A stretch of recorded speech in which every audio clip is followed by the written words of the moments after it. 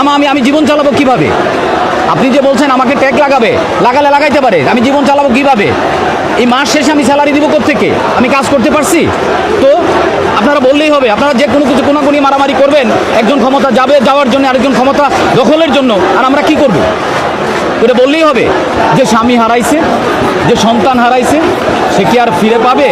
সবচেয়ে বড় কথা, যে জীবন দিছে, যে জীবন হারাইছে, এই জীবন তো আর দ্বিতীয়বার সে পাবে না, হারাইছেই শুধু। তো আমার কাছে মনে হইলো যে ছাত্ররা যে 9 দফা দাবি দিছে, এই দাবির সাথে আমি একমত, এই কারণে যে এখানে অযৌক্তিক কোনো কিছু আমি পাই নাই। এখন আমাকে যদি ছাত্রদের সাথে মিশানো হয়, তাহলে আমি আরও কয়েকটা দাবি দিতাম। আমি দিতাম এটা যে দেশের যত দুর্নীতিবাদ আছে সব কোটারে ধইরা একসাথে বিচার হবে, এদের সমস্ত সম্পত্তি রাষ্ট্রীয় খাতে ব্যবহার হবে। আরেকটা জিনিস করতাম, আমি যেহেতু কৃষক পরিবারের ছেলে, এই দেশের সবচেয়ে 80% কৃষক।